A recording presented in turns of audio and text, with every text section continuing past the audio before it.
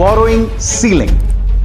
Borrowings को लेकर एक सीलिंग होती है जिसके चलते सरकार अब सिर्फ 4.2 लाख करोड़ रुपए ही जारी कर सकता है। तो बकौल इंडियन एक्सप्रेस ये 20 लाख करोड़ का पैकेज नहीं है बल्कि 4.2 लाख करोड़ का पैकेज है। 4.2 लाख करोड़ का पैकेज, क्योंकि इस वक्त हेडलाइन मैनेजमेंट हो चुकी है। सब कह रहे हैं 20 लाख करोड़ का पैकेज है, 20 लाख करोड़ का पैकेज है।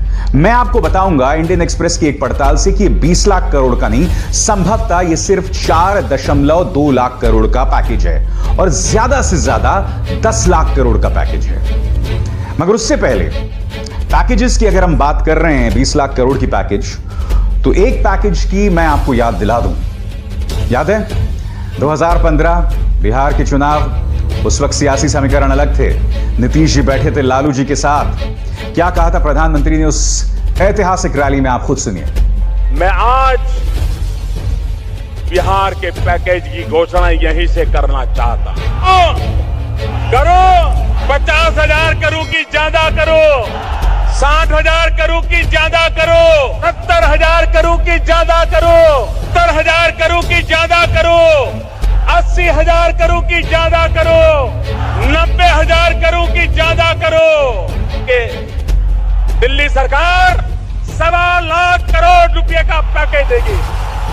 इसी मुद्दे पर तल्ख प्रतिक्रिया दे रही है राष्ट्रीय जनता दल। राष्ट्रीय जनता दल का मानना है कि प्रधानमंत्री ने सिरे से इससे पहले भी इस तरह की बातें की थी और ये जो पैकेज है और उस पैकेज में कोई फर्क नहीं है। क्या कह रहे हैं मनोज झा, खुद सुनिए।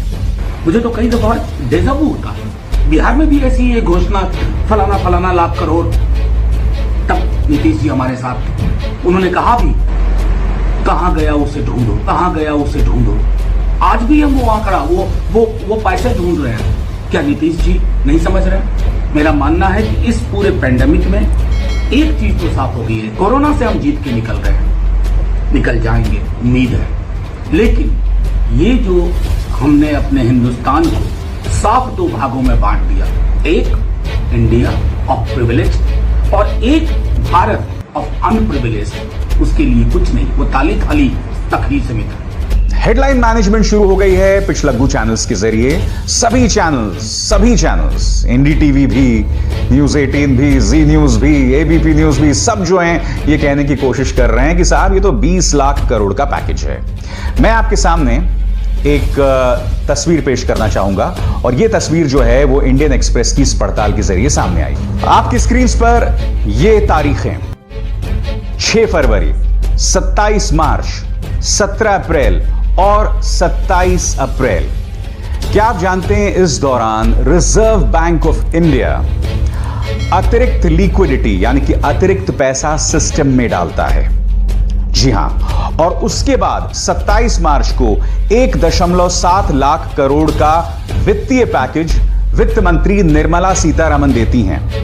अब इन सभी तारीखों को जो पैकेजेस का ऐलान हुआ उस सबको आप मिला दें तो ये सब आपके स्क्रीन पर जीडीपी का 4.8% होता है। और जानते हैं कितने रुपए?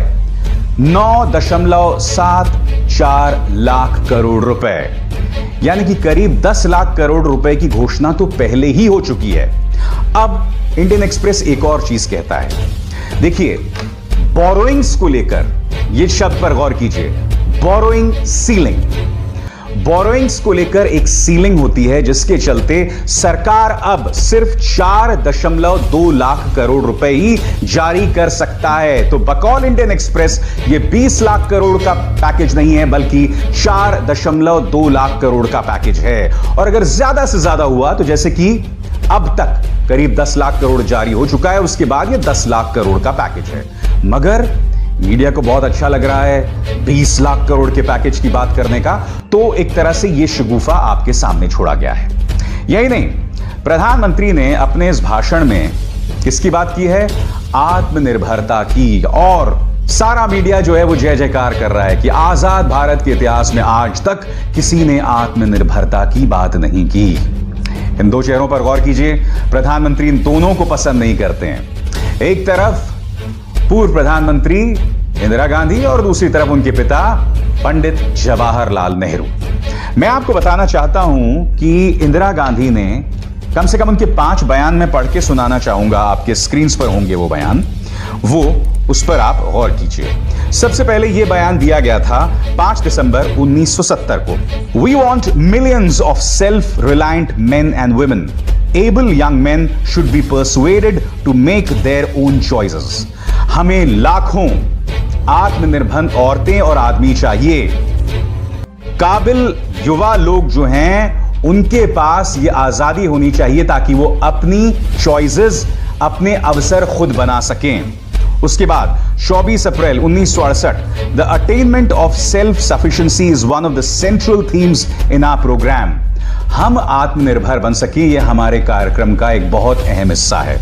उसके बाद 30 मार्च 1966 को यह बयान, The concept of ultimate self-reliance means that aid, which is an extraordinary form of transfer of resources, need not continue and that our own export earnings should meet our import requirements.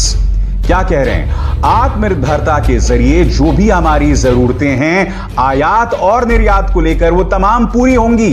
ये तमाम बातें कौन कह रहा है? ये शख्स इंदिरा गांधी। अब इस बात पे गौर कीजिए। 1 मई 1984, Our self-reliance depends on production as also the country's capacity to fulfill its needs and reaching the fruits of independence to the poor and to the backward regions. इसके जरिए क्या कह रहे हैं कि आत्मनिर्भरता के जरिए हम उत्पाद बढ़ा सकते हैं और देश अपनी क्षमता तक पहुंच सकता है जिसके जरिए जो गरीब हैं उन तक इसका फायदा पहुंच सके। और फिर एक और बयान 14 जनवरी 1976 का, self reliance has been an important component of India's development strategy. यानी कि आत्मनिर्भरता भारत की जो क्षमता है, भारत की जो रणनीति है, उसका एक अहम हिस्सा रही है। यह कोई और नहीं बल्कि इंदिरा गांधी कह रही हैं। तो आज की तारीख में जिस आत्मनिर्भरता के मंत्र का जिक्र आपके सामने पूरा मीडिया कर रहा है, ये कोई नई बात नहीं है। आत्मनिर्भरता की बात लगातार 1992 तक की जाती रही थी। 1992 में ये दो चेहरे सामने उभर कर आते हैं। उस वक्त प्रधानमंत्री कौन थे? पीवी नरसिम्हा राव। उनके वित्त मंत्री कौन थे? मनमोहन सिंह। और तब देश में उदारीकरण की एक लहर सामने उभर कर आती है। उसके बाद भारत के बाजार खोल दिए जाते हैं। सिर्फ समाजवाद की बात नहीं होती, एक उदार भारत सामने उभर कर आता है।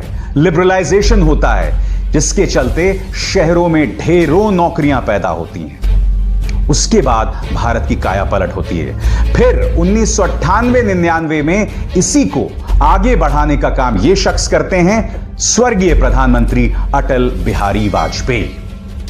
आज जो बातें प्रधानमंत्री ने अब जाके की हैं अपने 5वें भाषण में, स्पष्ट कर दी जाए, कोई नई बात नहीं है। और मुझे ऐसा लगता है कुछ असमंजस साफ तौर पर दिखाई दे रहा है। मेक इन इंडिया की बात की गई, आपको याद है ये लोगो मेक इन इंडिया का? शेर का लोगो, यानी कि इतना जबरदस्त लोगो, मगर उसके बाद में मेक इन इंडिया कहां उड़न छू हो गया, किसी को पता ही नहीं चला।